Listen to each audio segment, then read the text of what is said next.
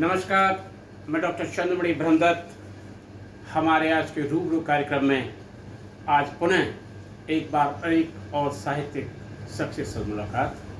आज की हमारी शख्सियत हैं आदरणीय वीरेंद्र कुमार मल्होत्रा जी।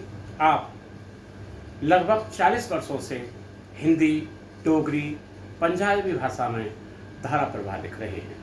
हिंदी भाषा में विशेष रूप से आपका कार्य है।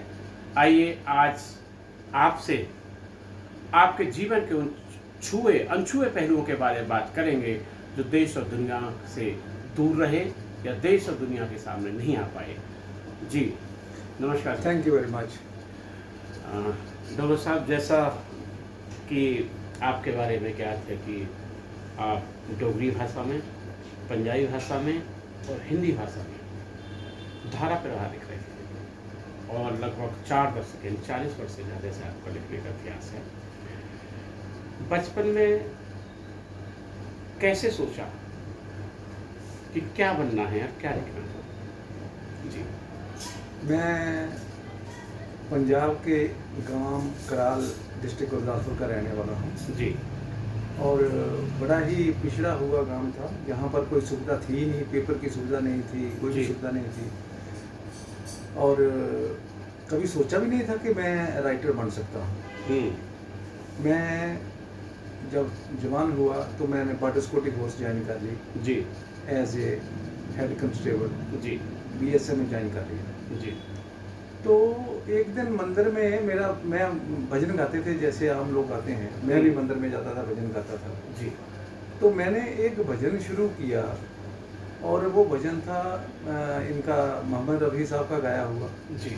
और मैं उसको उतनी आवाज़ में नहीं उठा पाया। जी। तो जो मेरे साथ कुलीग मेरे बैठे हुए थे, उसमें सब इंस्पेक्टर भी थे, सिपाही भी थे, नायक भी थे, उन्होंने हंसना शुरू कर दिया मेरे को। जी। जी।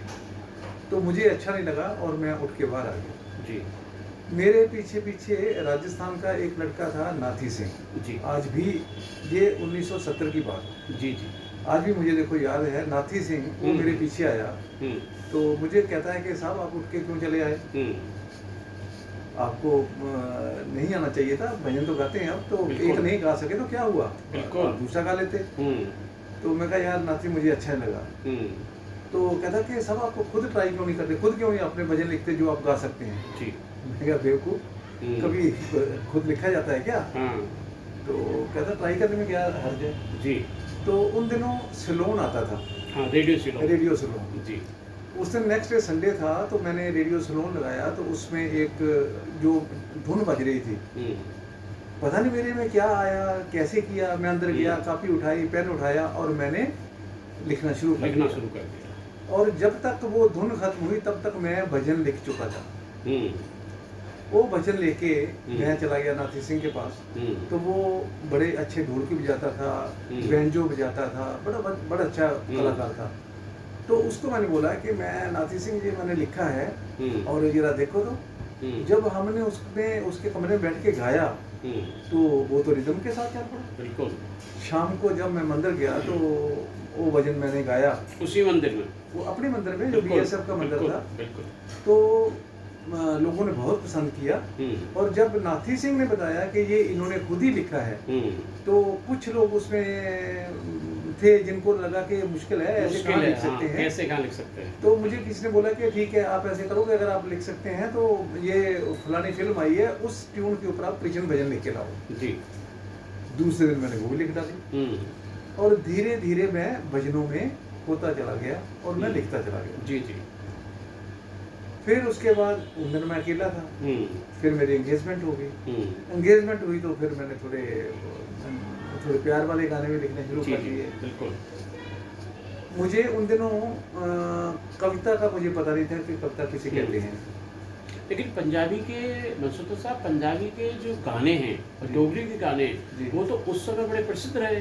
आपके बहुत सारी कैसेट बने वगैरह हुई, बहुत सारे नरेंद्र चंचल जी ने भी आपके भजन गाए। मैंने आकाशवाणी जम्मू से मैंने डोगरी में प्रोग्राम देता रहा हूँ जी और जो कि मेरे पोएम्स रिकॉर्ड हुई, जी। रिकॉर्ड होने के दशकों साल बाद भी वो चलता रहा, ये कह के कि आज वीरेंद्र कुमार मल्होत्रा जी हमारे बीच आए हुए हैं तो उनकी ये कविता सुनिए, जी। और वो चलता रहा। फिर मैं दिल्ली में मेरी पोस्टिंग हो गई। जी दिल्ली में पोस्टिंग हुई तो मैं आकाशवाणी में अप्लाई किया, गाने लिखता था। मैंने वहाँ एक लिखा भी आया सॉन्ग जो कि उसमें लिखा हुआ था not to be arrange for 20 years. अच्छा 20 साल तक वो आकाशवाणी से चलता रहा। जी जी। तो इस तरह मैं लिखता रहा। एक और मैं गुवाहाटी में चला गया तो वहाँ मैंने श्री कृष्ण लीला लिखा मैंने, और उसका एक भजन हर वीकली मेरा आना ही आना है, अभी भी आता है। जी जी। वो अच्छा उसको कभी भी अरेंज नहीं करेंगे। अच्छा, हिंदी भाषा में? हिंदी भाषा में। तो जब मैं दिल्ली आया तो पंजाबी तो मैं हूँ ही, पंजाब का रहने वाला हूँ। जी। तो फौज में रह के हिंदी भी सीखे, बोलना सीखे। बिल्कुल। जब मैं दिल्ली में आया तो मैं हरियाणवी सीख गया। मैंने हरियाणवी में लिखना शुरू कर दिया। अच्छा, हरियाणवी भी? हरियाणवी, हाँ, मेरी कैसेटें आई हैं हरियाणवी में। अच्छा। झांझर जन के लागे उनका। अच्छा, वो आपकी है? हाँ, मेरी है।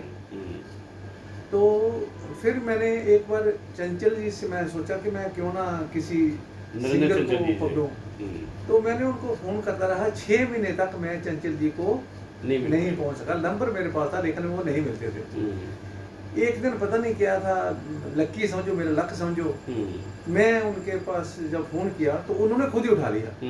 तो मैंने उसको बोला कि चंचल जी काटना मत, मैं 6 महीने से ट्राई कर रहा हूँ, ये काटना मत, मेरी बात सुन लेना। तो कह रहे हाँ बोलो। मैं कहा भाई आप अमृतसर के हो, मैं गुरदासपुर का हूँ, तो मैं आपसे मिलना चाहता हूँ। वो कहते कि ठीक है आ जाओ, घर आ जाओ। उन्होंने मुझे एड्रेस दिया, मैं उनके घर पहुँच गया। आप यकीन नहीं मानो, मैं उस दिन सारा रात सोया ही नहीं। अच्छा। पूरी रात मैं सिर्फ ये सोच के कि मैं नरेंद्र चंचल के पास मिलने जा रहा हूँ, उनसे मैं पूरी रात आई कुडंट स्लीप। देखिए मेरे मन के जो खुशी समझो या कैसे भी है, लेकिन मैं पूरी रात सो नहीं पाया। उसके बाद जब मैं वहाँ गया तो उन्होंने मुझे 9 बजे बुलाया था, मैं 8:30 बजे उनके पहुँच गया। लेकिन आधा घंटा मैं बाहर खड़ा रहा, उनका कमरा देख लिया कि ये उनका रूम है, फ्लैट है। तो मैं बाहर खड़ा रहा, वेट करता रहा आधा घंटा। ठीक 9 बजे मैंने उनके बेल मारी तो दरवाज़ा खोला गया, मुझे उन्होंने बिठाया अंदर। आपका नाम वीरेंद्र कुमार मल्होत्रा? मैं कहा जी। बैठिए। चंचल जी नहा रहे थे शायद जी। वो आए, बैठे, बातचीत हुई हमारी। तो मुझे कहने लगे कि मेरे पास ज़्यादा टाइम नहीं है मल्होत्रा जी, मैंने बॉम्बे जाना है, मेरी रिकॉर्डिंग है, तो मैंने बॉम्बे जाना है, तो आप ना, मैं आपको सिर्फ कुछ मिनट दे सकता हूँ। मैं कहा ठीक है सर, कोई बात नहीं, कुछ मिनट ही सही। जब मैंने अपनी राइटिंग उनको सुनाई, अपने लिरिक्स उनको सुनाए, अपने वर्ड उनको सुनाए, उनको इतने अच्छे लगे कि 2.5 घंटे कब निकल गए हमें पता ही नहीं चला। और उसमें से एक गाना वो कहते हैं कि मैं अभी जा रहा हूँ, हालांकि मैंने 27-28 गाने उनको भजन दिए थे अपने माता की बेटे जी, लेकिन उन्होंने बोला कि ये जो भजन माता की भेंट है, ये मैं अभी जाके रिकॉर्डिंग करा लूँगा इसकी जी। और आपको मैं बताऊँगा। मैं कहा ठीक है जी, ठीक है। वो जाके उन्होंने रिकॉर्ड की और मुझे बॉम्बे से फ़ोन किया कि वीरेंद्र जी आपकी ये जो भेंट थी रिकॉर्ड हो गई है और टिप्स कंपनी की कैसेट में सेलेक्ट हो गई है और आ रही है। उसके बड़े बड़े पोस्टर छपे, मेरे नाम भी छपे, उसमें मेरा नाम भी दिया हुआ था, कैसेटें भी छपी, पूरी पेपर में भी पूरे पेज, फुल पेज पे उनकी एडवर्टाइजमेंट आई। बिल्कुल। तो इस तरह मैं चंचल जी के पास पहुंच गया। चंचल जी जब जगराते करते थे तो उन्होंने जगरातों में मुझे बुलाया भी कि मैं, मेरी भेंट भी गाई उन्होंने कि ये मैं भेंट उनकी गा रहा हूँ वीरेंद्र कुमार मल्होत्रा जी की जी। और अगर आप कहीं सुन रहे हैं तो आप स्टेज पे आ जाइए। और जो कि मुझे मेरे यार दोस्तों ने बताया, क्योंकि मैं पोस्टिंग मेरी गुवाहाटी हो गई थी जी जी, तो मुझे लोगों ने बताया कि चंचल जी आपको याद कर रहे थे, तो मुझे बड़ी खुशी होती थी। बिल्कुल बिल्कुल। मैंने सन कैसेट एक होती थी, सन कैसेट बड़ी मशहूर रही है जी जी, वो भी माता की बेटे बहुत निकाली हैं उन्होंने, और मेरी 5-6 कैसेटें उनके साथ आई है, एक के ऊपर एक बढ़िया बढ़िया कैसेटें आई हैं जी। बोल जकारा बोल, शक्ति रागना, शक्ति बंदना, बहुत कैसेटें आई मेरी।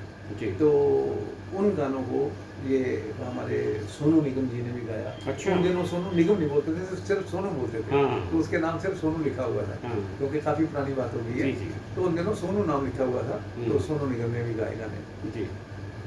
मैं गाने तो लिखता ही था। हाँ। मुझे मुझे क्रेज़ है, गाने लिखने का क्रेज़ है मुझे। हुँ।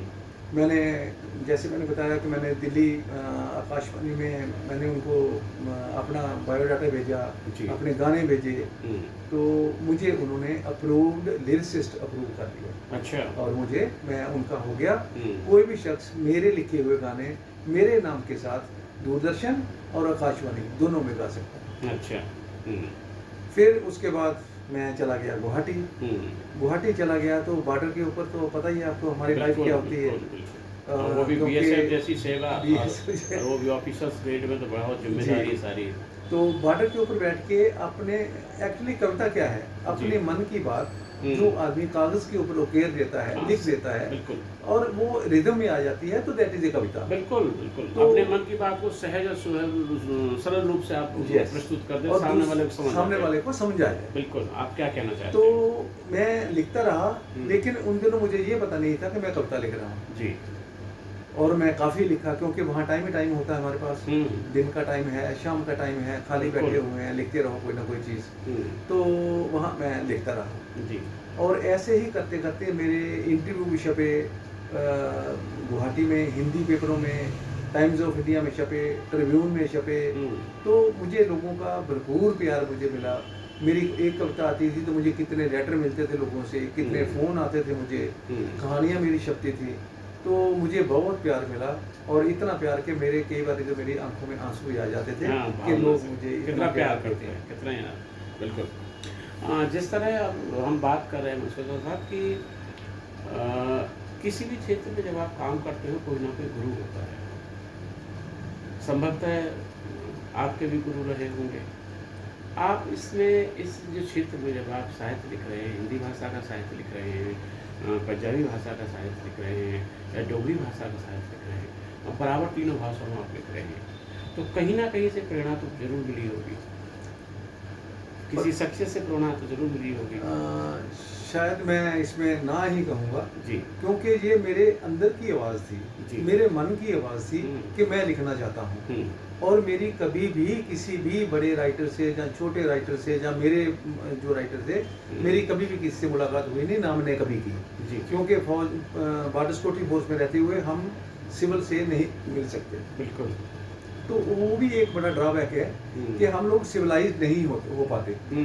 जो सोशल लाइफ है हमारी, वो हमारी एकदम कट जाती है। कट जाती है। कट जाती है। तो ये जो मैं लिखता रहा हूँ, मैंने बहुत साल पहले मैंने अपनी वाइफ को बोला हुँ। कि यार मैं सोचता हूँ कि मैं कोई ऐसी चीज़ लिखूँ हुँ। जो कि जैसे तुलसीदास जी ने लिखी, हुँ। जैसे वाल्मीकि जी ने लिखी। हुँ। तो मैं खुद ही हंस पड़ा कि देखो मैं कैसी बेवकूफ़ी वाली बात कर रहा हूँ बिल्कुल। कि उनका जैसा लिखना हुँ।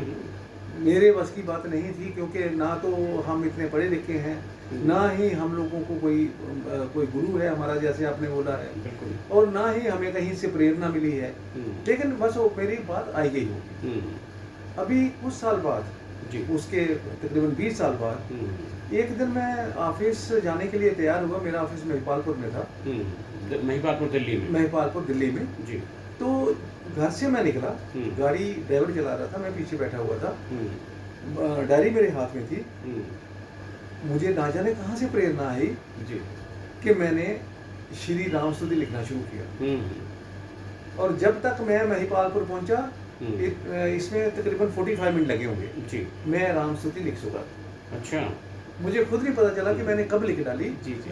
मुझे ये भी पता नहीं है कि हम कब पहुंच गए। रास्ते में रेड लाइट आई, गाड़ी खड़ी हुई, कहीं कुछ हुई, और ड्राइवर भी ऐसा था, उस बेचारे ने हार्न तक नहीं मारा कि मैं डिस्टर्ब ना हो जाऊँ, मैं कुछ लिख रहा हूँ। और वो मुझे प्यार से ले गया वहाँ, और तब तक मैं कंप्लीट कर चुका था।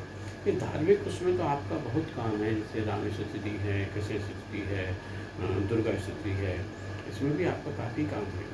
तो मैं इसको बताता हूँ आपको। वो मैंने फिर जब मैंने घर में पढ़ाई, तो मैं पहले अपनी वाइफ को पढ़ाई, मैं क्या पढ़िए इनको। पहली पाठक आपकी एक पत्नी है। पहली मेरी पत्नी है जी। और दूसरी पाठक मेरी बहू है, अच्छा। रुचि मनसोत्रा, जी जी उनको पढ़ाता हूँ मैं। जी जी। और क्योंकि जितने सारे कमेंट्स आएंगे, जितने सारे कोई लगता बिल्कुल। है कोई चेंज होने वाला है, कुछ है तो करता है। हम्म, तो पहली पाठक मेरी आपकी वाइफ है, पत्नी। पत्नी मेरी दर्शना मनसोत्रा, जी और दूसरी पाठक मेरी हमारी बहू रुचि मनसोत्रा। जी जी। तो इनको पढ़ाता हूँ मैं। हम्म, तो इन्होंने बोला पापा के ये तो बहुत प्यारी लिखी गई है। हम्म, तो मैंने इसको प्रिंट कराया, प्रिंट करा के मैं कहीं बाई चांस जम्मू जा रहा था, हम्म, तो जम्मू मेरे मासी रहते हैं, हम्म, तो मैं उनके पास चला गया। तो मैंने कुछ किताबें ये रामस्तुति की लेके चला गया, तो क्योंकि ज़्यादा थी तो उन्होंने जाके मंदिर में छोड़ दी। जी जी मंदिर में जब रख दी तो मंदिर के पुजारी ने पढ़ी। जी। पढ़ने के बाद हम्म, वो हम उनके घर में पहुंच गए। हाँ हाँ। कहते कि जिसने ये लिखी है वो यहीं है कि जहाँ दिल्ली में है। जी। तो कहते नहीं भाई आए हुए हैं, वो ही लाए थे, खुद ही लाए थे। कहते मैं उनसे मिलना चाहता हूँ। हम्म, तो मैं बाहर आया, उन्होंने मुझे बोला भाई बाहर आओ। मैं बाहर आ गया तो मुझे पंडित जी कहने लगे हम्म, कि ये आपने लिखी है? हम्म। मैं कहा जी महाराज मैंने लिखी है। बिल्कुल। कहते कितनी देर में लिखी है? हम्म, मैं कहा जी 45 मिनट में लिखी है। हम्म, कहते 45 मिनट में? हम्म। मैं कहा बिल्कुल 45 मिनट में लिखी थी मैंने। हम्म, वो कहने लगे कि मैं इसको देववाणी बोलूँगा। हम्म। आपके ऊपर किसी का हाथ है, भगवान का हाथ है, अनुकंपा जो है। कि आप इस तरह की राम स्तुति लिख सके हैं। और इस तरह की अदरवाइज एक दुआ नहीं लिखा जाता, और आपने तो पूरी की पूरी किताब लिख डाली। बिल्कुल। और उसी से प्रेरणा मुझे मिली। मेरा इतना मैं गदगद हो गया कि मेरी स्तुति को, राम स्तुति को, जो कि अभी बहुत सारे मंदिरों में पढ़ी जा रही है, लोगों ने इसको सुबह पाठ में ले लिया है। और मुझे बड़ा अच्छा लगता है कि अगर वो पाठ करते हैं तो मेरा नाम भी बीच में आता है, तो उसका फल मुझे भी मिलता है। बिल्कुल बिल्कुल। और उसके बाद फिर मैंने श्री श्याम स्तुति लिखी, जी। फिर मैंने दुर्गा स्तुति लिखी, हम्म। फिर मैंने श्री शिव स्तुति लिखी, जी। फिर मैंने हनुमान स्तुति लिखी। हम्म, और वो सारी की सारी जो है वो मंदिरों में पढ़ी जा रही हैं, और लोग उनका नित्य नेम से पाठ कर रहे हैं। फिर मैंने उसके बाद श्री श्री संजोती माता जी की अमर कथा लिखी, जी। जो कि हम लोग ब्राह्मण हैं, मनसोत्रा ब्राह्मण हैं। जी जी। और मनसोत्रा ब्राह्मण जो है वो पठानकोट से जम्मू की तरफ चलेंगे तो आपको मिलेंगे, जी, मनसोत्रा जी। ब्राह्मण मिलेंगे। जी। तो उनके लिए मैंने लिखी। हम्म।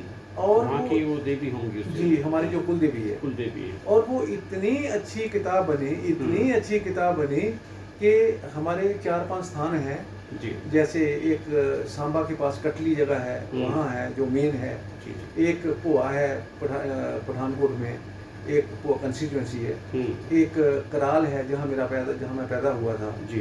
एक कृष्णा नगर है, और एक मुकेरिया में है। हम्म, वो सभी जगह किताबें चलेगी, और हर जो मनसोत्रा परिवार वाले हैं सभी पढ़ते हैं। जी। और मुझे तो तब लगा जब मैं पहली बार लेके गया हूँ, हम्म, और मैंने मुकेरिया में जाके बांटी है, दी है लोगों को। जी जी।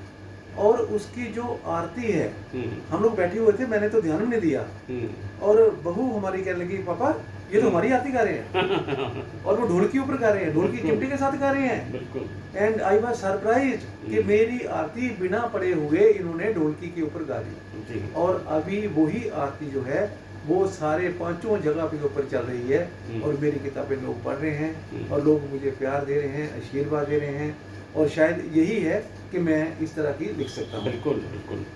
अभी रिसेंटली मुझे किसी ने बोला है कि यार सारी तो हो गई, अपने शनिदेव स्तुति नहीं लिखी, तो आप वो भी लिखो। तो वो मैंने 3 दिन में लिखी। वो थोड़ा लेट हो गया, मैं 3 दिन में लिखी। एक दिन तो रात को मैं को 1:30 बजे उठ गया, तो 1:30 बजे उठ के लिखना शुरू कर दिया मैंने। जी। तो वो मैंने बल्कि 3 दिन नहीं लगे पूरे, हालांकि लगे तो कोई 2 घंटे होंगे, लेकिन 3 दिनों में मैंने उसको कंप्लीट कर दिया। अभी वो टाइपिंग और प्रिंटिंग में है, और मैं बड़ा खुश नसीब हूँ कि मेरी इतने सारी राइटिंग जो है उसका इतना प्यार मिलता है लोगों का। लोग अपने घरों में पढ़ते हैं इसको। और सबसे बड़ी बात ये है कि मैं ये फ्री बांटता हूँ। बिल्कुल। मैं कोई पैसा, कोई चार्ज नहीं है। हालांकि मूल्य में रखा इसका 11 रुपये, लेकिन लेता नहीं हूँ। अगर कोई मेरे से मंगवाता भी है तो इसका जो पोस्टेज है वो भी मैं अपने पास से देता हूँ, ताकि मेरा जो है श्रद्धा है भगवान की। क्योंकि जब हम इस मानव रूप में जन्म लिया है, तो ये मानव रूप मिलना जो है बहुत ही सौभाग्य वाली बात है।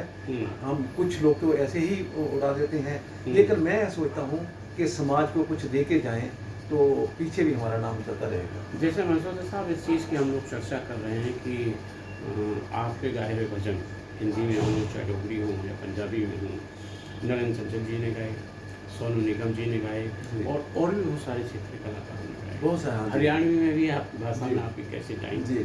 और बड़ी प्रसिद्ध अपने समय पर रही। अभी पीछे कुछ दिन पहले जब वो भारत के राष्ट्रीय खेल हुए थे आसाम में, जी। गुवाहाटी में, जहाँ तक जी। मुझे जानकारी, उस गेम का जो टाइटल सॉन्ग था जी। वो आपने लिखा। ये मैंने 33rd नेशनल गेम जो गुवाहाटी में हुई थी, जी। उसका वेलकम सॉन्ग मेरा था। अच्छा। और इसी तरह 12th साउथ एशियन गेम जो हुई थी गुवाहाटी में, हाँ। उसका जो क्लोजिंग सेरेमनी सॉन्ग था, वो भी मेरा लिखा हुआ था। और वो डॉक्टर संगीता ककौती जी ने गाया था, जी। जो कि प्लेबैक सिंगर है असम की। आसाम। उन्होंने गाया था। जी। और मुझे उन्होंने बताया था कि ये जो आपका गाना है, ये असम गवर्नमेंट ने एक्वायर कर लिया है, अच्छा। ले लिया गया है। और वो गाना जो है वो 48 देशों में लाइव टेलीकास्ट हुआ। हाँ, उस दौरान। उस तरह। बिल्कुल। जी। और मैं बड़ा लकी हूँ कि नहीं, बहुत बड़ी मेरा उपलब्धि है, बहुत मुझे पेपरों में आया, नाम दिया, बिल्कुल। अखबारों में मेरा छपा, मेरा आया कि मैंने ये मेरा लिखा हुआ है। लेकिन जिस तरह आप ये धार्मिक पुस्तकें आप लिख रहे हैं, ये ईश्वर के अनुपम का आपके ऊपर है, लेकिन उसके साथ साथ अभी बहुत सारी किताबें आपकी हिंदी भाषा में भी आई हैं। हाँ, कुछ मेरी काव्य संकलन आए हैं, जैसे पैसा बोलता है, जी। जैसी कुछ बहुत सारी पुस्तकें हैं। और ये जिंदगी मेरी नज़र में, पैसा बोलता है, और ऐसी बहुत सारी किताबें, जैसे एक और किताब थी दोस्त किसे दें, पीला पत्ता और जय हिंद। बहुत उसके बावजूद अभी बहुत सारी किताबें हैं, वो उसकी बड़ी लंबी श्रृंखला है दिल से। तो आप धार्मिक भजन लिख रहे हैं, लिखते लिखते हिंदी साहित्य में कैसे आ गए?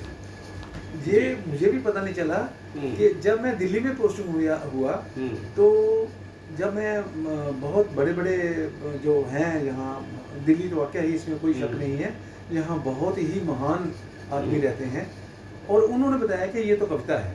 मुझे पता नहीं था कविता क्या होती है। मैंने जैसे आपको पहले भी मैं कह चुका हूँ, मुझे कविता के बारे में नॉलेज नहीं थी। लेकिन मैं जो लिखता हूँ वो एक मन से लिखते भाव हैं, से लिखता हूँ, मन से लिखता हूँ मैं। लेकिन मुझे कविता के बारे में नॉलेज नहीं थी, लेकिन लोगों ने पसंद की, लोग पसंद करते हैं। और मैं उन कुछ अपनी कविताओं को तरन्नुम में भी गाता हूँ। मैंने एक रमजान के ऊपर मैं आपको बताता हूँ। मैं असम में था जी, तो मैं पेट्रोलिंग गया रात को। पेट्रोलिंग रात को ही होती है। तो तकरीबन 3 बजे लोग थाली कनस्तर पता नहीं क्या पीट रहे थे। तो मैंने एक लड़की को पूछा, यार क्या कर रहे हैं ये लोग, क्यों पीट रहे हैं ये? कहता साहब वो रमजान है ना, तो ये उठा रहे हैं कि सुबह जो खाना खा लो, सुबह का जो खाना खा लो, ताकि दिन भर कुछ नहीं खाना है। तो मैंने एक कविता लिखी, रमजान के ये दिन है मेरे लिए त्योहार, सुबह सवेरे उठकर खुदा को लूं पुकार, नजदीक आ जाता है मेरा परवरदिगार। बढ़िया। रमजान के ये दिन है मेरे लिए त्योहार। ये मैंने जब संभाव की कविता है, ये मैंने जब कविता लिखी, लेकिन मैं बीच में दिल में डर भी रहा था कि कोई गलत तो नहीं मैंने कोई इसमें हो गया जी। तो मैंने एक कागज के ऊपर लिखी पूरी कविता। तो स्कूल में एक मौलवी जा रहे थे जी, मैंने देखा कि मौलवी जा रहे हैं, तो मैंने एक लड़के को बोला, मैं कहा ऐसे कर मौलवी जी को बुला के ला जी। वो आए, मैंने उनको बिठाया, चाय पिलाई उनको। पहले मैंने हाथ जोड़े, क्षमा करना कि आप स्कूल में मदरसा में जा रहे थे, तो मैंने आपको बुला लिया, आपका टाइम वेस्ट हो रहा, लेकिन मेरे ये है। जब उन्होंने वो कविता पढ़ी मेरी जी, कविता पढ़ने के बाद उन्होंने मेरे देखा, कहना आप तो मोहम्मदन नहीं है ना? नहीं, हाँ आप तो बड़े बीएसएफ के अधिकारी हैं, और उसके बाद तो आप मोहम्मदन नहीं लगते, नहीं है कि मोहम्मदन है जी। मैं कहा नहीं जी, मैं तो मोहम्मदन नहीं हूँ मैं। तो कहता फिर आपको हमारी इतनी सारी चीज़ों का आपको ज्ञान कैसे? मैं कहा ये तो मुझे पता नहीं, मैं रात को ऐसे ऐसे जा रहा था, ऐसे ऐसे हुआ और मैंने ऐसे ये लिख ली है। अभी आप मुझे ये बताओ कि क्या कुछ इसमें वो तो नहीं है कि कोई विवाद तो नहीं है? विवाद तो नहीं, ऐसा कुछ नहीं होता है बिल्कुल। तो मुझे कहने लगे कि मैं अभी स्कूल जाना है, तो मैं मदरसे जाना है, तो मैं आपसे बाद में बात करता हूँ आगे, लेकिन इसमें कुछ नहीं है बिल्कुल। मैं कहा ठीक है। मैंने वो फिर दूसरे दिन मेरे पास आए भी और मुझे कहने लगे कि आप बड़े बड़े अक्षरों में हिंदी में लिख के इसको हमें दीजिए, हम इसको लगाएंगे, अपने अंदर लगाएंगे, ताकि लोग, क्योंकि हिंदी में हमारे पास कुछ है ही नहीं। बिल्कुल। तो मुझे बड़ा अच्छा लगा कि मुझे इन्होंने ऐसा प्रस्ताव दिया है। हालांकि मैंने दिया नहीं उनको, क्योंकि मेरे दिल में था कि पता नहीं लोग किस तरह का कोई हो जाए। तो हमारे जो कमांडेंट थे बीएसएफ के, वो भी मोहम्मदन थे।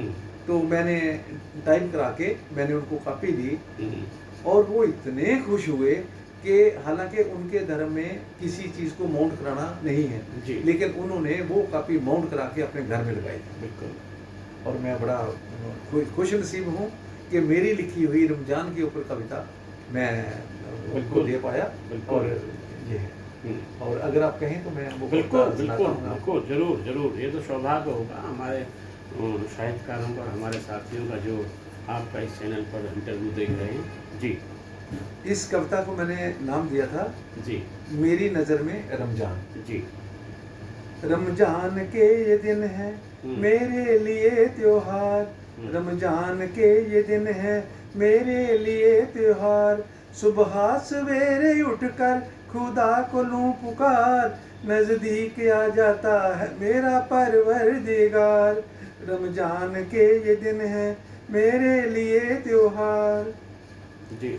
सुबह की मैं नमाज दूं अल्लाह के नाम की, मौला करीम अल्लाह वली के नाम की, बाकी की रह जाती हैं फिर नमाजें और चार, रमजान के ये दिन है मेरे लिए त्योहार। अच्छा है, बहुत सुंदर। दूसरी फिर तीसरी चौथी नमाज दूं, जी चाहता हर एक घड़ी मैं तो नमाज दूं, फिर पांचवी नमाज का करता हूँ इंतजार, रमजान के ये दिन है मेरे लिए त्योहार।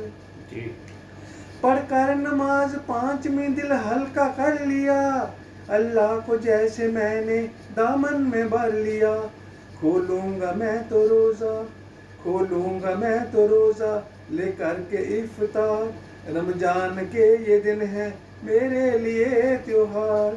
जी, अच्छा।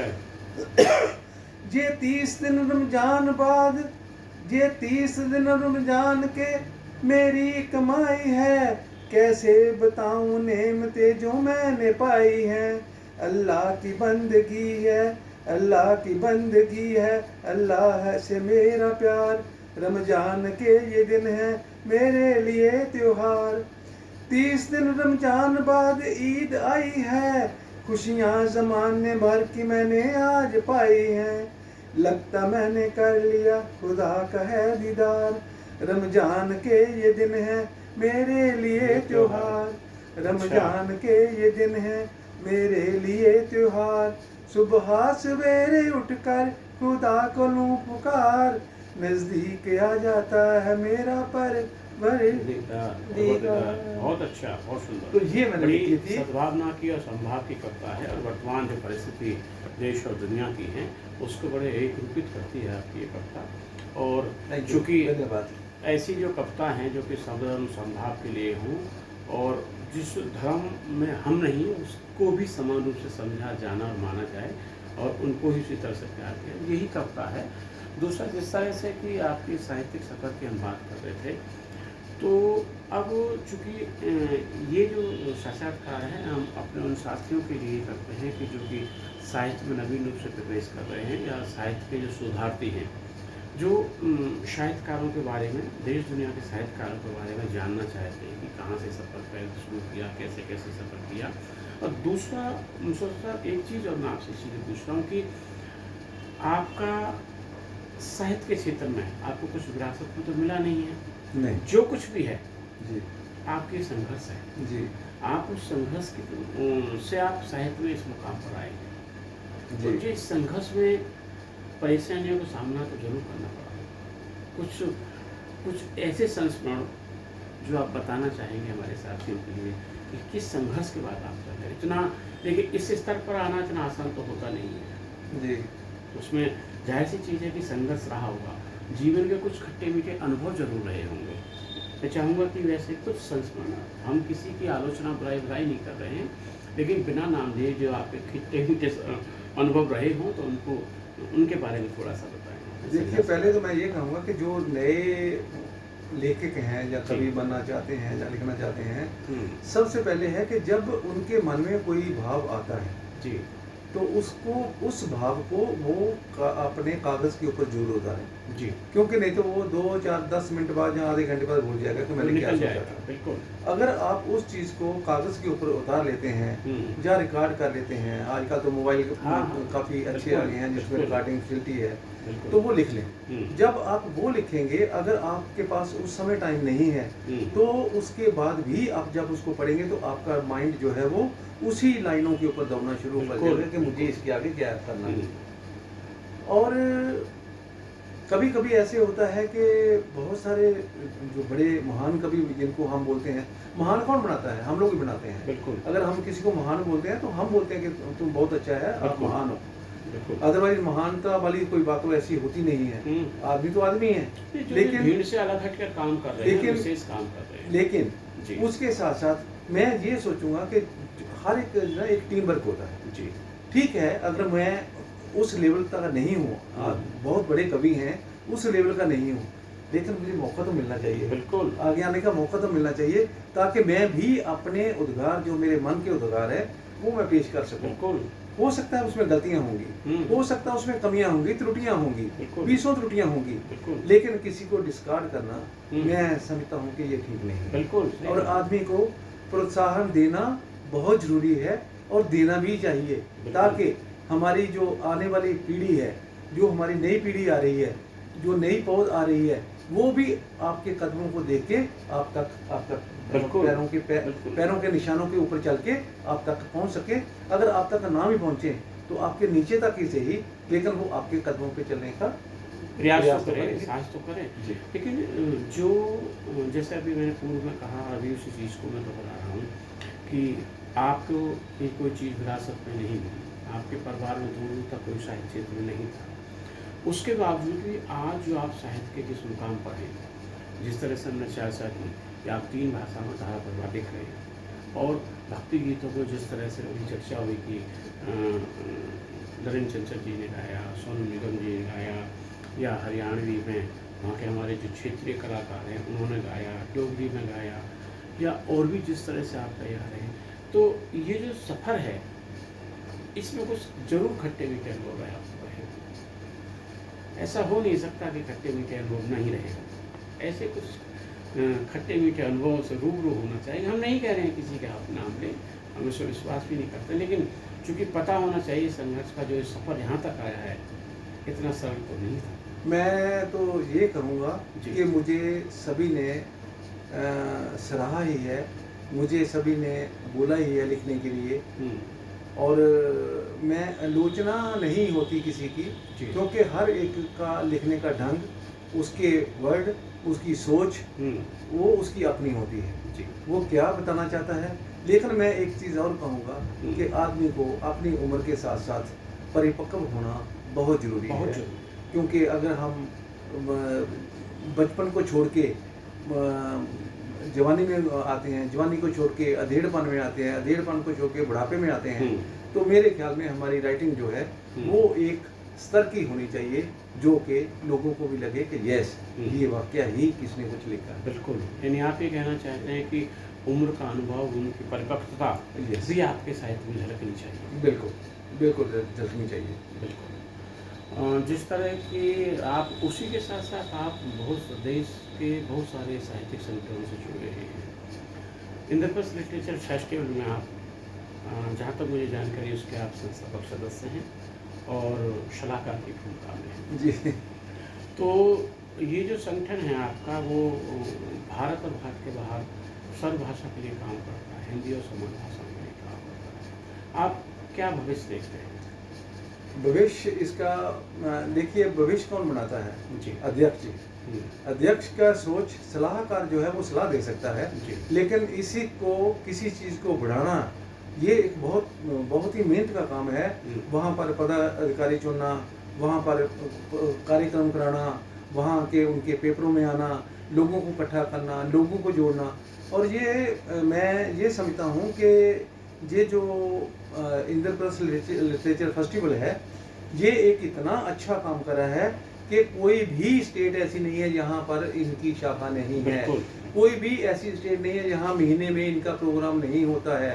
और ये जो प्रोग्राम कराते हैं चाहे वो हरियाणा हो, चाहे पंजाब हो, चाहे कर्नाटका हो, चाहे उड़ीसा हो, बिल्कुल। हिमाचल हो, हर जगह पर ये इनका फैले हुए हैं। और ये भी सही बात है कि हमें हमारे अध्यक्ष जी ने बहुत ही अच्छे लोगों को चुना हुआ है, और जो कि दिलो जान से प्रयास कर रहे हैं कि हम इसको आगे बढ़ाएं, और वो इंद्रप्रस्थ लिटरेचर का फेस्टिवल का नाम बढ़ा भी रहे हैं। और मुझे बड़ी खुशी होती है जब मैं पेपरों में पढ़ता हूँ, अखबारों में पढ़ता हूँ, मैगजीनों में पढ़ता जी, हूँ, बिल्कुल। तो मुझे बड़ी खुशी होती है कि वो हमारा नाम बढ़ाते चले जा रहे हैं। जिस तरह आप इन सारे बहुत सारी संस्थाओं से जुड़े रहे हैं, आप जैसे समय है व्यक्ति का, तो जब आप साहित्य साधना कर रहे हैं, साहित्य को रच रहे हैं किसी रूप में, तो आप किसी न किसी के समय को आप उसमें दे रहे हैं। तो जैसे आपने पूर्व में कहा कि आपके साहित्य के योगदान में दो लोगों का मुख्य रूप से योगदान है। एक आपकी पत्नी आदरणीय रचना मल्होत्रा जी, और एक आपके पुत्रवधू रुचि मल्होत्रा जी। जी, तो इस योगदान को आप कैसे देखते हैं? ये मैं तो प्रेरणा स्रोत ही बोलूँगा। जी, जब किसी चीज़ की आलोचना होती है, जहाँ कोई गलतियाँ बताई जाती हैं, त्रुटियाँ बताई जाती हैं, जी। तो वो एक मैं तो अच्छा इसको संकेत बोलूँगा कि वो हमारे लिए अच्छा है।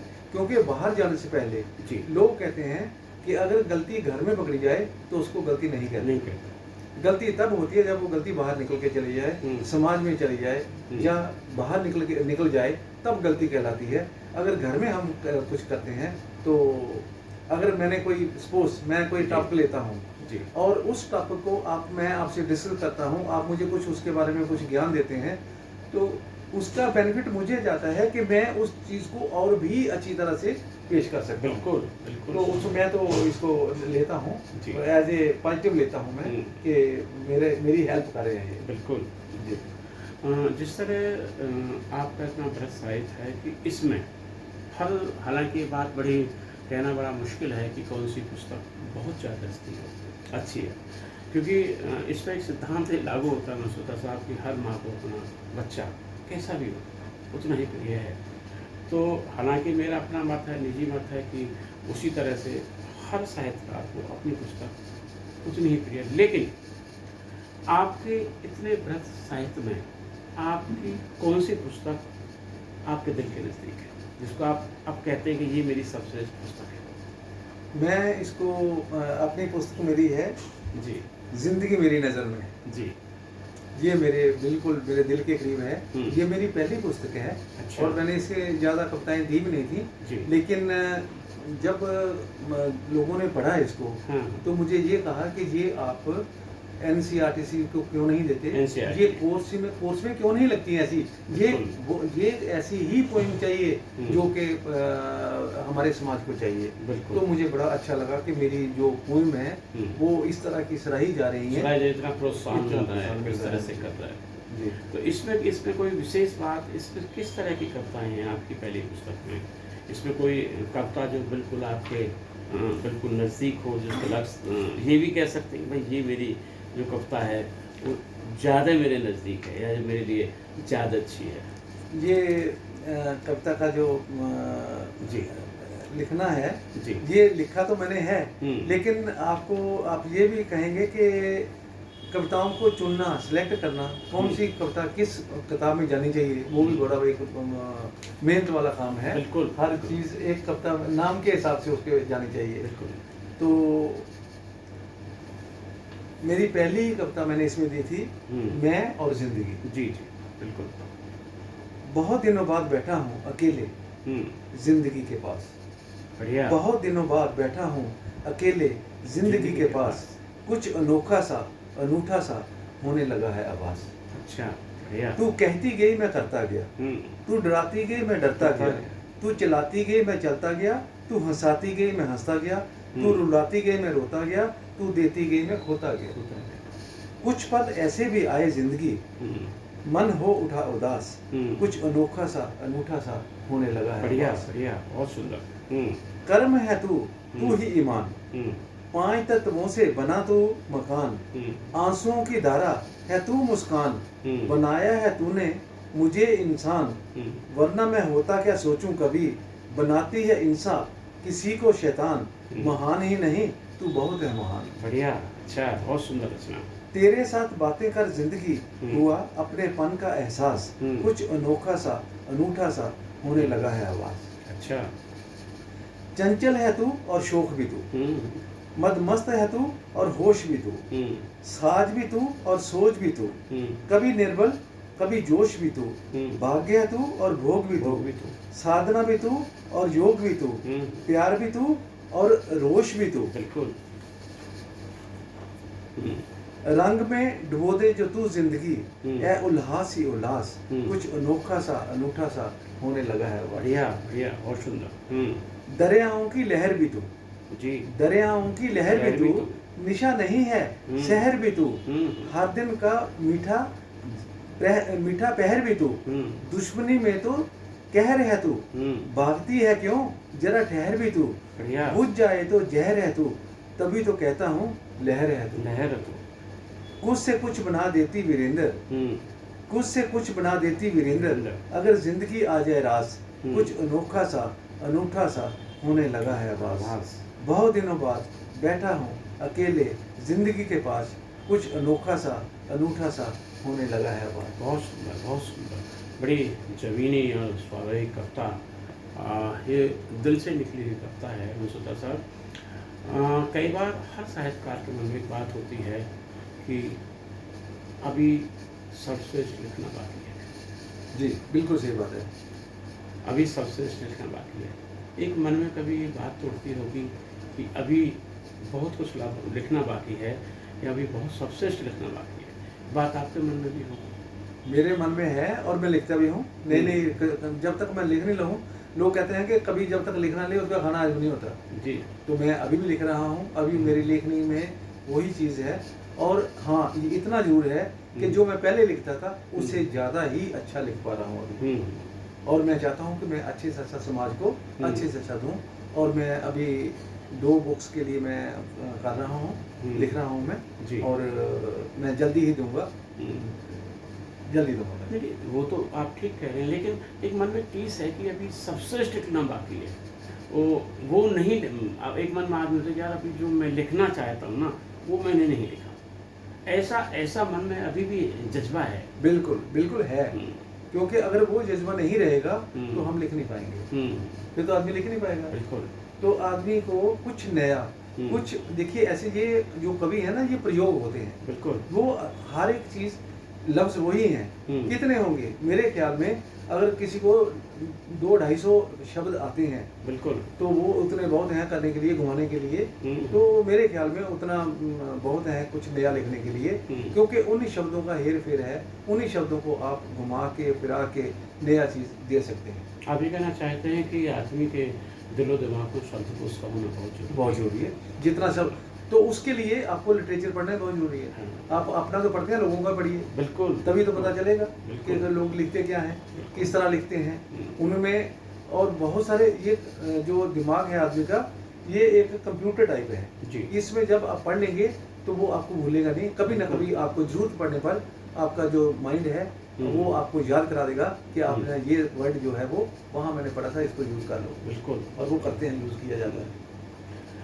मंसूर साहब, जैसे अभी हम इस साक्षात्कार के अंतिम चरण में हैं, देश और दुनिया यानी विशेष रूप से भारत की जो विभिन्न भाषा बोलियों में साहित्यकार लिख रहे हैं, विशेष रूप से हिंदी में जो लिख रहे हैं, जैसे अगर हम पूर्व साहित्यकारों की बात करें तो अगर हम शूर, कबीर, तुलसी, रसकांत, बिहारी, मीरा को लें, या उसके बाद जयशंकर प्रसाद जी को लें, महादेव वर्मा जी को लें, सुभद्रानंदन पंत को लें, या सुभद्रा कुमारी चौहान को लें, भारती जी हरचंद को लें, श्याम सुंदर दास, प्रताप नारायण, प्रोफेसर नामवर सिंह, प्रोफेसर केदारनाथ सिंह जी, और शमशेर जी, शेरचंद गर्ग जी, बहुत सारे। और आधुनिक जो अब किसी न किसी क्षेत्र में हैं, सुरेंद्र शर्मा जी हैं, दीक्षित दनकोरी हैं, संतोष आनंद हैं, डॉक्टर चंद्रपाल शर्मा हैं, और अशोक चक्रधर जी हैं, डॉक्टर राधेश्याम पिगल हैं, और डॉक्टर कुमार विश्वास हैं, और लक्ष्मी नारायण वाजपेयी जी हैं। जैसे बहुत सारे जो चेहरे हैं जो लिख चुके हैं और लिख रहे हैं, आप किसके साहित्य को अपने नज़दीक पाते हैं? आपके एक चीज़ होता है कि हालांकि ये प्रश्न बड़ा कठिन है कि इतनी सारी बड़ी श्रृंखलाओं में जिनके बहुत सारे शख्सियतों पे बौद्धिक लोगों का मैं नाम नहीं बोल पा रहा हूँ, इतनी सारे शख्सियों में से एक को छांटना कि मेरा आदर्श कौन है। आप किसको अपना आदर्श मानते हैं, किसके साहित्य को अपने नज़दीक पाते हैं? पहली बात तो ये है कि जितनी भाषाएं हैं जी अगर हम देखिए ऐसे है हर भाषा जो है वो जो उनकी मातृभाषा होती है जिसको माँ बोली बोलते हैं, जी अगर आप उनके प्यार करोगे, जी उनको थोड़ा सा भी समझोगे हम्म, तो आप उस कल्चर में घुस सकते हैं, बिल्कुल। आप उस कल्चर का आनंद उठा सकते हैं। हम्म, सपोज उड़िया आपको नहीं आती, ठीक, हरियाणवी आपको नहीं आती, बिल्कुल। लेकिन अगर हम उनके कुछ वर्ड को भी करेंगे, ध्यान से सुनेंगे, हम्म, अभी पंजाबी गाने हैं बिल्कुल। वो डांसिंग सॉन्ग हैं, हम्म, अभी असम में बजते हैं लोग नाचते हैं, बिल्कुल फॉरेन कंट्री में बजते हैं लोग नाचते हैं, बिल्कुल। तो वो धुन के ऊपर नाच रहे हैं ना, हालांकि उनको वर्ड इनकी समझ नहीं आ रही। बिल्कुल तो इसी तरह हर कवि जो है वो समाज को कुछ नया देना चाहता है, बिल्कुल। और सभी अपनी अपनी जगह बहुत अच्छे हैं, और मैं अपने आप को बिल्कुल निम्न स्तर पे मानता हूँ। मैं तो नहीं कह सकता कि मैं कवि हूँ, लेकिन ये है वो एक जगह मैंने कहीं सुना था, किसी ने बोला था कि आजकल तो घर वाले नहीं सुनते किसी की बात और आप हमारे कवियों को सुनने आते हैं, इससे बड़ा और क्या होगा। बिल्कुल। तो जो श्रोतागण है उनका होना भी बहुत जरूरी है। बहुत जरूरी। वो जब श्रोता नहीं होंगे तो सुनाएंगे किसको। बिल्कुल। तो श्रोतागण भी होना बहुत जरूरी है, और तभी आपको भी पता चलता है कि मैं किस स्तर का लिखा जा चुका हूँ, क्योंकि आगे से बजने वाली तालियां, आपके साथ बैठे हुए आपके दूसरे कवि जब आपकी किसी चीज़ को सराहना करते हैं, प्रोत्साहन करते हैं, तालियां बजाते हैं, तो आपको पता चल जाता है कि मैं किस स्तर का हूँ और मुझे कैसे करना चाहिए या बिल्कुल कैसे करना चाहिए। जैसे आपसे चर्चा हो रही है अभी की भाषा, जी, बोली और माँ पूजनीय है। दुनिया की कोई भी भाषा हो, दुनिया की कोई भी बोली हो और दुनिया की कोई भी माँ, हम सभी के लिए पूजनीय है। हम किसी भाषा, बोली और माँ के विरोधी नहीं है। हम किसी भाषा, बोली और माँ के विरोधी नहीं है, क्योंकि माँ की समतुल्य है। सभी उनको अपनी भाषा प्रिय है, अपनी बोली प्रिय है, माँ प्रिय है। तो हमारा आप तो किसी, चूँकि साहित्यकार होने के नाते हम किसी के भी विरोधी नहीं हैं, हम सभी का सम्मान करते हैं।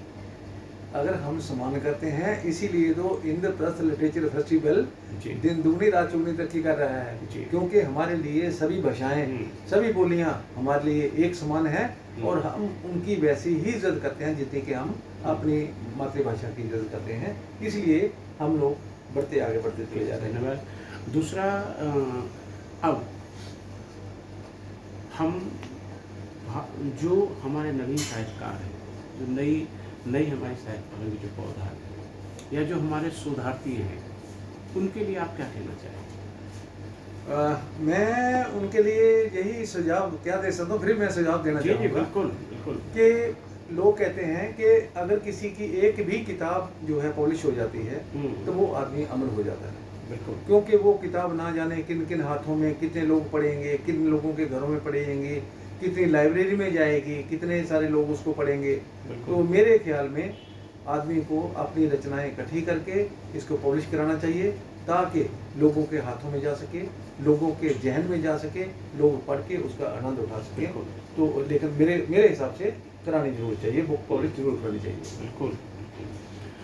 आपकी इतने सारे साहित्य में से अब वहीं आते हैं मूल बात पर कि आपकी जो पसंदीदा रचना है, जी, हर साहित्यकार की होती है, हर लेखक की कुछ ना कुछ रचना पसंदीदा होती है, हर कवि की कोई ना कोई रचना पसंदीदा होती है। मैं चाहूँगा कि जो आपकी कुछ पसंदीदा रचनाएं हैं उनका भी वाचन हो। मैं आपको, क्योंकि मैं फौजी हूँ, मैं फौजी रहा हूँ, सौभाग्य देखें, और शस्त्र और शास्त्र दोनों आपके हाथ में हैं। आप बीएसएफ में डिप्टी कमांडेंट के पद से रिटायर्ड हुए हैं, और उसके बावजूद भी आपने कितने सलीके से संभाला, शस्त्र को भी संभाला और शास्त्र को भी संभाला। ये तो उस संघर्ष को तो आप जानते हैं ना, उस बीएसएफ जैसी सेवा में जहाँ हमारे देश की सुरक्षा की बात है, उसके साथ साथ आपने अपने इस शौक को मरने नहीं दिया, और अनवरत जो 40 वर्षों की जो लंबी श्रृंखला है, सेवानिवृत्ति के बाद भी आप और ज़्यादा बेबाकी से लिख रहे हैं और सलीके तरीके से अच्छा लिख रहे हैं। तो मैं चाहूँगा कि जो कुछ रचनाएं जो आपके नज़दीक हों उनका और वाचन हो हमारे साहित्यकार साथियों के लिए, जो आपसे रूबरू हो पाए और आपके साहित्य से रूबरू हो। मैं पहले अपनी कविता सुनाता हूँ, मोहब्बत भरा संसार। जी जी, स्वागत है, स्वागत है। ये मैं तरन्नुम में गाऊंगा। जी।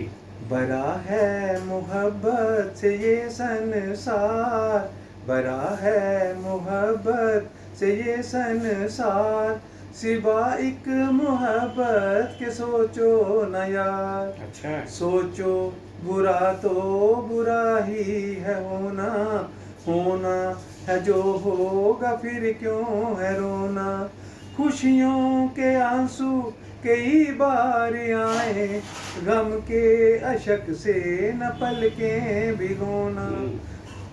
मानोगे कैसे जीते जी हार, सिवा एक मोहब्बत के सोचो न यार।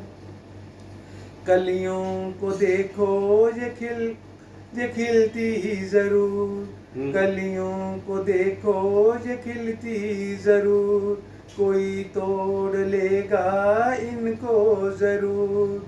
जब तक है खिलती ये खुल कर है खिलती, जब तक है खिलती ये खुल कर है खिलती, नशा एक जवानी का लेकर जरूर। टूटे हुए फूल बनते हैं हार, सिवा एक मोहब्बत के सोचो ना। अच्छा अच्छा जी। इस जिंदगी को हंस कर जियो तुम जी। इस जिंदगी को हंस कर जियो तुम, अश्कों को अंदर ही अंदर पियो तुम। सुख दुख तो बस एक पल के लिए हैं, सुख दुख तो बस एक पल के लिए हैं, जख्मे जिगर को खुद ही सियो तुम। हंस दो वीरेंद्र जो खिलती बहार, सिवा एक मोहब्बत के सोचो न यार। भरा है मोहब्बत से ये संसार, सिवा एक मोहब्बत के सोचो न यार। बहुत सुंदर, मोहब्बत भरा संसार। ये बड़ी रचना आपकी, बड़ी सार्थक रचना, बड़ी ज़मीनी रचना। और आज देश काल पर जो कुछ हो रहा है, जैसा कुछ हो रहा है, उस पर बड़ी संजीदा रचना। जी धन्यवाद। और कोई रचना आपकी जो आपके नज़दीक हो? मैं एक बार क्या हुआ जी। गुवाहाटी में था जी। तो करवा चौथ होती है। हाँ हाँ मैंने लिखा है इनको कि मैं करवा चौथ पे आऊँगा, लेकिन मुझे छुट्टी नहीं मिली। बिल्कुल। छुट्टी नहीं मिली तो मैंने कविता लिखी मैंने। जी। मैं वो आपको सुनाना चाहता हूँ। स्वागत है, बिल्कुल। क्योंकि बहुत सारे फौजी भाई जो बाहर रहते हैं, दूर रहते हैं अपने घरों से, फौजी भाई क्यों, सारे ही जो प्रदेश में रहते हैं, दूर दूर नौकरियां करते हैं, बिल्कुल। तो उनके लिए भी ये है। उनके शायद ये विचार, उन्हीं के विचार भी होंगे जो मेरे विचार थे। बिल्कुल बिल्कुल। और उस तो समय तो जब संसाधन थे ही नहीं, मोबाइल नहीं था, कुछ नहीं था, कुछ भी नहीं था उस दिन, तो कुछ भी नहीं था। बिल्कुल। अब तो बड़ी सारी सुविधाएं हैं। जी। दूरियां मैंने इसका नाम दिया था। जी। तेरी यादों में हर दिन निकलता गया, तेरी यादों में हर दिन निकलता गया, पास तुम जो दर्द हर पिघलता गया। तेरी यादों में हर दिन निकलता गया, आंखें भर आई फिर भी न रोए थे हम, दर्द कितना देते आखिर ये गम। तुमसे दूरी बनी मेरी मजबूरियां, हम उठाते चले गए लाखों सितम। हर लम्हा हमें ही निगलता गया, हर लम्हा हमें ही निगलता गया, पास तुम जो दर्द हर पिघलता गया। तेरी यादों में हर दिन निकलता गया, चाह अपनी थी पास तुम्हारे रहे, हर कदम पर तुम्हारे सहारे बने। क्या कहें जिंदगी की बंदिशों को हम, चिट्ठियों के ही अब तो सहारे बने। हर जुदाई का लम्हा सिसकता गया, हर जुदाई का लम्हा सिसकता गया, पास तुम जो दर्द हर पिघलता गया, तेरी यादों में हर दिन निकलता गया। फूलों के बिन खुशबू रहेगी कहाँ, फूलों के बिन खुशबू रहेगी कहाँ, रोशनी बिन दिखेगा कैसे जहाँ, सब रंगी बहारें तेरे साथ हैं, तुम न होते तो होता कहाँ जे जहाँ। जिंदगी के मैं पन्ने पलटता गया, जिंदगी के मैं पन्ने पलटता गया, पास तुम जो दर्द हर पिघलता गया, तेरी राहों हर दिन निकलता गया। होते पंख जो मेरे तो उड़ आता मैं, होता मजबूर ना तो भी मुड़ आता मैं, बेड़ियां मेरे पाँव में घर होती ना, दूर रहता क्यों तुमसे ही जुड़ जाता मैं। अच्छा, दिल भी क्या चीज हर गम निगलता गया, दिल भी क्या चीज हर गम निगलता गया, पास तुम जो दर्द हर पिघलता गया, तेरी यादों में हर दिन निकलता बढ़िया गया। बढ़िया, बहुत सुंदर कविता। धन्यवाद। चूँकि मुंशी साहब अब हम आपके साक्षात्कार के अंतिम चरण में हैं, अंतिम सोपान में हैं। एक चलते चलते एक सवाल और आपसे कि कभी मन में एक टीस तो होती होगी कि अभी सर्वश्रेष्ठ लिखना बाकी है। सही कह रहे हैं जी, इसी तरह कलम चलेगी, अगर हम लिखेंगे तो कलम चलेगी, कलम चलेगी तो लिखेंगे। बिल्कुल। और ये भी सही बात है, आपने ठीक कहा कि अभी मेरी लेखनी रुकी नहीं है, और मैं जब तक लिख ना लूँ मुझे चैन ही नहीं आता। बिल्कुल। तो मैं अभी लिखता जा रहा हूँ, मेरी लेखनी जो है वो चलती जा रही है। नए हमारे जो साहित्यकार हैं उनके लिए क्या संदेश देना चाहेंगे? हमारे नए जो साहित्यकार हैं, हमारी जो नई पीढ़ी आ रही है, उनके लिए क्या संदेश है आपके? मैं उनके लिए कहूँगा कि बाहर निकलना, घर से बाहर निकलना बहुत ज़रूरी है। बाहर निकलिए, लोगों से मिलिए, लोगों को सुनिए। जरूरी नहीं है कि पहले ही किसी कवि सम्मेलन में आप अपना सुनाना चले जाएं। आप लोगों को सुनिए, लोगों को सुनने के बाद आप देखिए कि आप किस तरह की लिख रहे हैं, यहाँ मंच से क्या आ रहा है। मंच में बहुत बड़े बड़े लोग बैठे हैं, गुणी विद्वान लोग बैठे हुए हैं, वो क्या बता रहे हैं, किस तरह की आज का वातावरण क्या है। और मेरे ख्याल में जो आज के परिवेश में लिखता है, जो अपने आप को आज में ढाल के लिखता है, वही अच्छा लेखक है। और पुरानी बातों को झगड़ा करने से, लड़ने से तो कोई फायदा है नहीं है। तो नए परिवेश में, आज के युग में, आज के दौर में लिखना जो है वो जरूरी है, और वो लिखना भी चाहिए। अच्छा साथियों, आज के इस रूबरू कार्यक्रम में हम देश के वरिष्ठ साहित्यकार आदरणीय वीरेंद्र कुमार मनसोत्रा से रूबरू हुए। आज उनके जीवन के अनछुए पहलुओं पर बात की, उनके साहित्यिक सफर पर बात की, उनके साहित्यिक संघर्ष पर बात की, और आपके उन पहलुओं पर बात की जो देश और दुनिया और आवाम से छूटे थे। कल यानी अगले कार्यक्रम में फिर किसी और वरिष्ठ साहित्यकार के साथ पुनः आपसे रूबरू होंगे। तब तक के लिए नमस्कार, धन्यवाद। बहुत बहुत धन्यवाद।